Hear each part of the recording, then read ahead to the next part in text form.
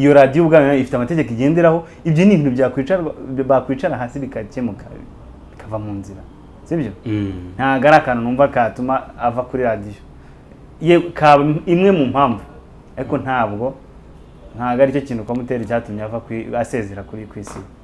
Yego sinzi cyatumye asezera, ariko nuko nge mbibona ntabwo yaba ari impamvu 100% ituma asezera. Haryo uzaba Kagame yagize atya ngari komana mu byankuye kuri radio Isibo n'uyu mutipe arimo. Nari mbonye akazi nkishimiye, ariko kwicarana n'uyu mugabo kuri mikoro byarananiye. Ibintu byose uvuze baba bafite gihamya, ariko man iyi mihanda abantu bose bavuga ibintu ntabwo bafite gihamya. Nyine ni twadutwirwa. Je muri kumva nitwa Prince nk'ibisanzwe, ninjye tugiye kubana imbere ya kamera. Muri kubona aho mutumirwa aza kubibwira, ababwira uwo ari we, ababwire n'ibyo akora. Wenda niwe tugiye kwiganirira uyu munsi, agire byinshi atusangiza ku busesenguzi bwe, ari ku biganiro ku bibazo turi bimubaza, agira ibyo atubwiraho bimwe na bimwe. Ndakwakiriye. Murakoze kunyandikira kuri Ndimba TV. Ni by'agaciro. Hanyuma ikindi wari warahuriye he? Njyewe se naraburiye ahantu henshi hagiye hatandukanye. Gerageza muri ako kamikoro hejuru, ndabona ko ntabwo kari kugira, ntabwo kari kuzamuka aho ngaho. Yego ngo wari warambuse twe twaraburanye. agenda ukirira amafaranga yawe. Amafaranga se ahubwo wowe ugomba kuzana ku mafaranga ya boss. Ndabizi mumeze neza hari ahantu ari ahantu mumeze neza, muduhe ku mafaranga. Tugomba kugwaho kabisa. Nawe ni kwa meze neza, ndashima Imana. Urabona nyine n'undi akazi kanjye ka buri munsi kaba kantwaye. Gutwaye meruka ngo nafungura YouTube channel, sinzi aho bigeze. YouTube channel ni nk'ibyo byose nyine ni kazi. Ariko hari ibyo ndi kubanza gushyira ku murongo, kuko mba nanga ko ari kimwe kibangamira ikindi.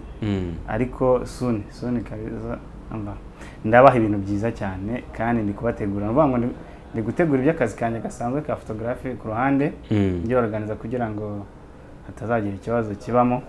Hanyuma bya YouTube channel nabyo ntabwo mbireka, ndacyaorganiza kugira ngo naho nyine mbashaka kwinjira mu kintu nkinjiyemo kugira ngo ibyo ntanga bifite umwimerere. Tureke iby'iki gihe sigaye mbona ntazi ko bimeze. Ndashaka kwereka abantu ko nyine YouTube channel cyangwa se izi social media zifite ibintu byiza kandi byinshi byavugwa by'ingirakamaro. Ubushize mu minsi ishize ubwo duherukana, twa turi kwiganirira ku nshuti yacu Yago Pondati. Yago Pondati. Ariko uyu munsi ngarutse n'ubundi ariwe nshaka ko twiganiriraho ku bintu biri hanze aha ngaha. Ukuntu ari kuvuga ngo yaroze Sabe none nawe niko uri kubyemera? Rero buriya hari ikintu ubushize ubwo tuvuga kuri Yago, urabyibuka neza ko nakubwiye ko urwango bano ba social influencer bafitanye na Yago. I think ko nta muntu n'umuza ahantu ruturuka. Yewe na Yago ubwe uba wumva ashidikanya ngo batangiye ngo kumurwanya ngo agifungura YouTube channel ngo bigenda bikura. N'uwe neje bundi numvise yamentioninze abantu batangije ubwa mbere nyine yaravuze amazina yabo. Yego. Rero mu by'ukuri Yago man Jessica none na buri kintu muvugaho. Sige mburi kintu muvugaho kuko uruhande rumwe urabizi ko nabwo Yago nta kintu bari kumuhora gifatika pe. Yego. Sibyo? Kuko Yago narabikubwiye, Yago afite ibintu byinshi yakoze kandi byagaragariye amaso ya buri muntu. Tutiteye ko nabari bose avuga bafitanye ikibazo, nabo bafite ibintu byinshi bakoreye abantu. Sibyo? Yego. Duhere nko kuri DJ Brian, hari byinshi nzige yakoze. Sibyo? Yego. Duhere kuri Sabe we ni urundi rwego. Sibyo? Irene tuzi abantu bayafashije. Sibyo? Nubwo ngo nyuma y'ibyo byose haba ari behind scene wa mugani ibyo bakorera mu bwisho. Yego, ntitubizi.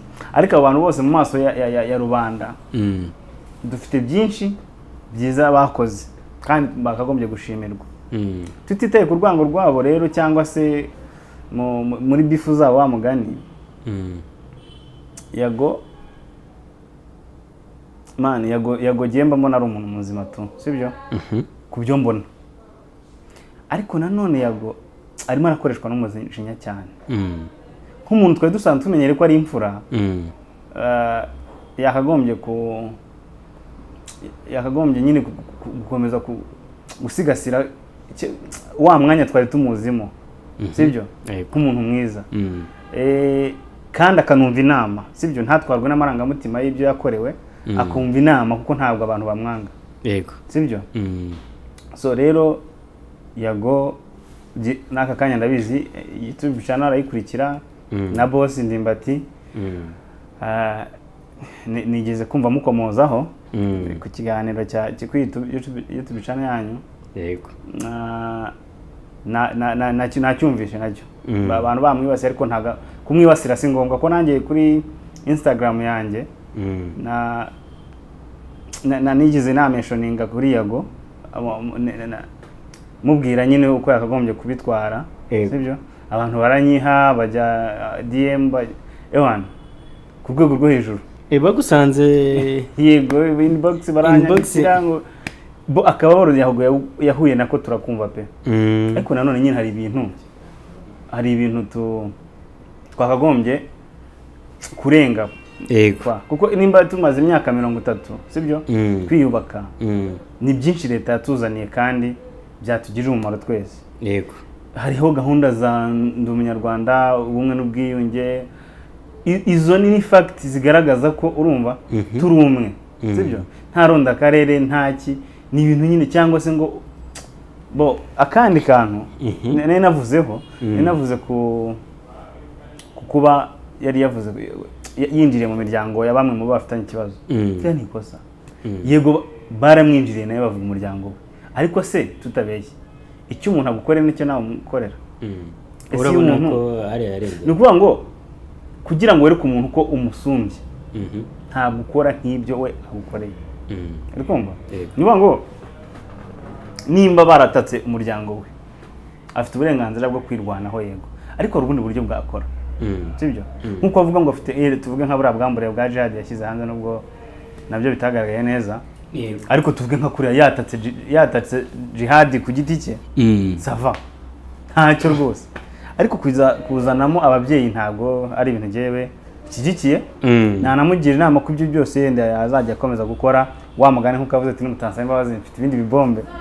Urumva hano reka ibya Yago tubiretse. Yego. Tuzabigarukaho ubutaha. Jewe inkuru nyamukuru yanzanye kugushaka. Hano hari umuntu witwa Gateka Brian. Kagame Brian. Aho ni kuri Twitter niko yitwa. Harya yashyizeho Gateka Kagame Brian. Yego. Harya ubuzaba Kagame. Yagize atya ngari command. Mu byankuye kuri radio Isibo n'uyu mutipe arimo. Nari mbonye akazi nkishimiye, ariko kwicarana n'uyu mugabo kuri mikoro byarananiye. Ndabimuhebera kubera ubugambo. Sorry gato. Kubera ngo ubugambo ngo bw'uyu mugabo ngo nk'uyu koko ibintu byose avuga abafite gihamya. Mana we, imihanda yanyerera uwo muntu yavugaga nta wundi ni Eminyawe. Sasa rero nibyo mvuga uriya nubwo wumva ngo ariko ibaze gukorana n'umuntu utamwishimiye. Ibyo ndabizi sinabyiza pe, sinabyiza. Ariko nkuko Brian abivuze imihanda yaranyereye. Kandi koko ntabwo ndi kumwe na Brian ndako Eminyawe agira amagambo ntabyo nzi kuko nta byaramvugaho. Ariko se ibintu Brian avuga byose abifitiye gihamya. Nese ushatse kuvuga icyaha. Reka tureke nta numwe kigikiye muri bo. Sibyo? Sinzi n'impamvu nyamukuru yatumye iyo ntago ari impamvu yatumye uva mu kazi. Hari abantu ariko bagira utugambo dusesereza. Utuwe. Nese ntago icyo kinyamakuru gifite ntabwo gifite amategeko akigenga. arahari arahari amategeko. Okay, tureke ibyo. Brian sibyo uko muzi ni umuntu wavanwa mu kazi no kubera amagambo ya Eminyawe ni umwana kuri Brian kwino mihanda uko nukuri kumbwiye sibyo Eminyawe jewe ndabivuga uko mbibona nta numwe nziranye nawe no kwabona nyine kuri ariko nkurikije ibyo mbona agiye gutya kize kumunzana Eminyawe ni umwana kuri Brian afite izindi mpamvu sibyo nyine urumva hashobora kuba afite izindi mpamvu yari afite ku ruhande nako kakiyongeraho kakaba imbarutso kuva yo gusezera wenda sibyo naho ubundi ntabwo numva ko uri kubona ko kuva ku isibo Eminyawe uri kubona nta ruhara bifitemo. Eminyawe ashinzwe iki mu isibo?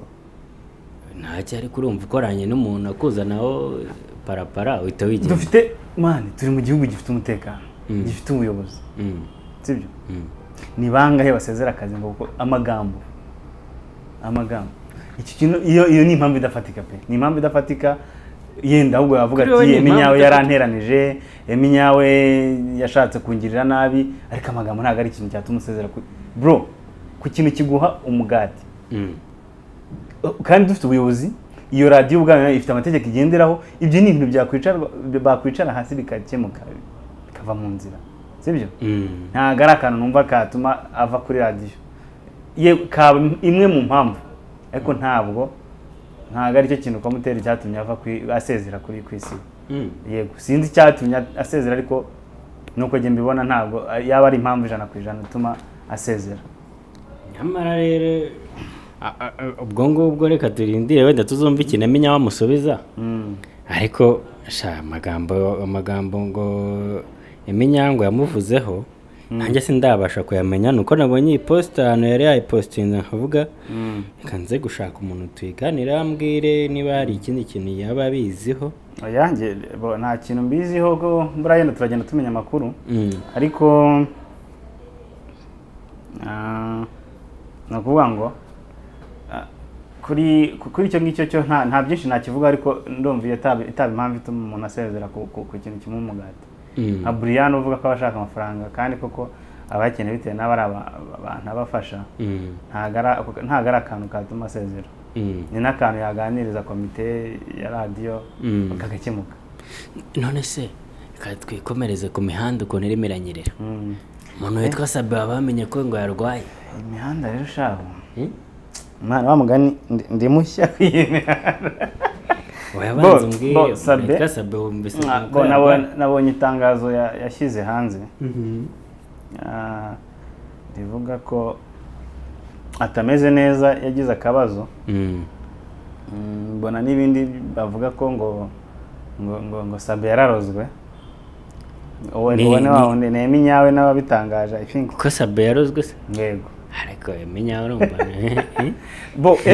ntawamenya nibyo ndi Brian yavugaga ati ibintu byose uvuze baba bafite igihamya ariko man iyi mihanda abantu bose bavuga ibintu ntabwo bafite igihamya nyine ni twadutwirwa abantu benshi man hari ibintu byinshi bitangazwa jimba muna bidafite proof nyine ibihuha n'ikihese kabandi bazana n'amavideo bakavuga ati dore ngiyi video ngiye kugira ngo nkwemeze ko ibi bintu byari byo ariko Sabe ntabwo yigize atangaza nyirizina ikinarwaye. Sabe ntabyo yavuze ariko abantu ba hafi banabivuga Eminyawe akabyumva yego Eminyawe simbizi ubwo kugira ngo we mugani akiriyaringe yuko nawe atavuga ibihuha ubwo tuzabone iyi bihamya byo ko Sabe yarozwe ariko nge nkeka ko abarimo nutwo dutwiko ariko nta nari gutwikira ku buzima bw'umuntu si sawa kuvuga ko umuntu yarozwe nta makuru ufite wowe urumva ibyo bintu bibaho si sawa ntabwo ari sawa ntabwo ari sawa ariko ibya Sabe ashobora kuba arwaye biraho bisanzwe sibyo ku ndwara twese dusanzwe turwara n'ibyo byashoboka kuko ibyo bintu birakora tujye kujya ntajya mbyizera nuko birakora ibintu by'amarozi ntago byizera buri ntago mbyizereramo nyine ariko birakora abantu kunuka amafi birakora kuko umuntu abyizeramo n'umwana umuntu arwara grippe ngo bamutereje grippe ararwara umugongo ngo bamuroza umugongo kaizo n'indwara abantu bose nese twese tuba twarozwe ngo bamutereje kanseri ngo ibyo ni ibintu ntabwo nyine nizerera mu marozi gusa nzi ko abaho yego sinyahakana ariko ntabwo nyizereramo nyine kuko ubusanga abantu babigira iturufu ugasanga aho umuntu kugira yivuze neza cyangwa akurikirane uburwayi bwe warashaka kujya mu bahanga ngo bazi kuvura amarozi ugasanga n'umuntu apfuye azira akarengane kuko kubera kwizera mu bintu biraho yego ubwo rero ku cyasabe nta bintu byinshi ndi bukivugeho gusa icyo tumusabira nk'umuntu tuzi imbaraga afite kuri social media tuzi YouTube channel y'umumaro ifitiye abantu no gukira vuba akagaruka mu kazi. Okay. Twakagombye kuba ari twebwe bibaho ariko bari abantu ntabwo ibyo bintu byagombye kubaranga. So rero icyo nsaba bihangane baba ari bo abantu badufasha kuko ribu ntiyakagombye no gukemura bira bintu. Oya ntiyakigaye nabyinjamo bakabyiga. Bari ubwabo bakabirangije bikarangira. Reka nkubwire nk'urugero. Bro, wemera ko Gasuku sibyo? Yahindutse. Wa mipango? Yego. Jegere mu nkuba. Wemera ko yenda ntago yakwiburira bamugari kugutereka kuri kadu urumva? Ariko man giye mpamya ko Jeskiza narinzi kera ntago ari umeze gutya. Jeskiza no muntu wahindutse cyane. Giye mba mbona asigaye akora ibintu bizima nubwo nyine bijya bigere kubyibura kera ho naranamutinyaga. Natinyaga umuntu bita Jeskiza. Reka tugere ku musozo w'iki kiganiro ugira ikintu wabwira Ribu ku biganiro iri gutanga muri iyi minsi biri gutangwa kuba social influencer cyangwa ku rero Ribu erega nabo barabikurikirana nkuko mbikurikirana cyane ko buragewe buriya niyo ndi mu kazi nyaruka buriya nta hantu ndebaho cyane buri mwanya mba nkurikirana nubwo mba ndi mu kazi ariko igikenewe mbere na mbere iyo kugira icyo nsaba Ribu ngenda ndagisaba abantu bakoresha izi mbuga nkoranyambaga sibyo yego hari content nyine bicare sibyo bicare nkuko umuntu ategura budget y'ubucuruzi yicare nawe ategure content agiye kugeza ku banyarwanda okay yumve nimba kuko ari ikintu kije kugira umumaro abantu sibyo nkuko bizi ko YouTube channel idacisha amashusho y'urukoza soni nabo nimba bakeneye kuvuga ibyo bintu byabo by'amafuti sibyo hari imbuga zemewe gucuruza ayo mafuti zinishyura baba barizo bajyaho sibyo bajye bishyuza ukeneye kumva amafuti yishyure sibyo yumva ayo mafuti ariko nyine bakereye ibintu bizima sibyo byo kugeza ku bantu bakurikiriza imbuga nkoranyambaga sibyo yego kubera ko man bino bintu bikomeje kuri no murindi Ribu kwihagurukira byo ni ibintu nshima kuko itabitangira kirikare man aha ni ahantu hakorerwa ikintu kikaba kibi ku buryo leta nyine kugira ngo izakigarure byayisaba izindi mbaraga kandi izo mbaraga yagatakaje mw'ibyo bintu hari ahandi zakagombye kubaka sibyo niyo mpamvu ngira ngo nyine hazajyeho umurongo ngenderwaho hategurwe amahugurwa cyangwa ingando z'abantu bakoresha ubwo natwe twese turimo nyine badukoresha ingando baduhe umurongo ngenderwaho sibyo yego hanyuma ariko nanone baduhe ubwisanzure sibyo bwo ku bintu bimwe na bimwe apana gusiga icyasha igihugu cyangwa se na bagenzi bacu yego kuko nk'urugero hari ukuntu umuntu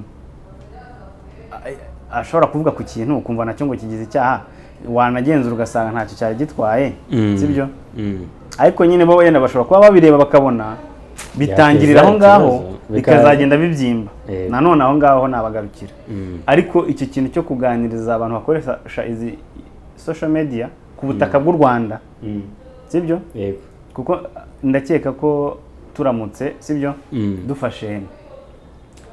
dufite umurongo ngenerwaho dufite n'uburenganzira bwo gukumira ibindi byaturuka hanze twebwe twabanje gukiriyaringa abantu turi mu gihugu indani nta muntu hanze waza kutuvogera kandi twarabarangije kugira gute kiriyaringa niyo mpamvu rakenewe amahugurwa hakenewe kuganirizwa no gutanga umurongo ngenerwaho nkuko amaradiyo n'amateleviziyo byigenga cyangwa byigenga hari umurongo ngenerwaho babaha sibyo yego rero nuvuga ngo no kuri social media izi dukoresha nabyo birakenewe rero ndumva Ribu mu kazi ishinzwe icyo kintu igikurikirane sibyo. Hanyuma ikindi ikibazo cya Yago, usibye na Yago n'abahanzi bumva bafite akababaro, harimo utuntu gusa. Umuntu wese ufite ikibazo wahemukiwe najye hanze abigaragaza sibyo, bikurikiranwe birangire Imana bive mu nzira sibyo. Yego, nuvuga ngo usibye n'ibyabaye Yago n'abahanzi tumva barahemukiwe, abaproducer bahemukira abahanzi, bahemukira abaproducer muri sinema ngo harimo ibiki man. Nyine ibyo bintu ndashaka ko tutanga ibintu bizima kwa sibyo, kuko kandi byashoboka. Yego, byashoboka kubaho twese twishimye. Yego, reka mushimire rero, we twatangiranye ikiganiro tukaba tujyanye ku musozo. Imana yo mu ijuru iguhe umugisha. murakoze, Imana namwe bamugisha. Ciao ciao.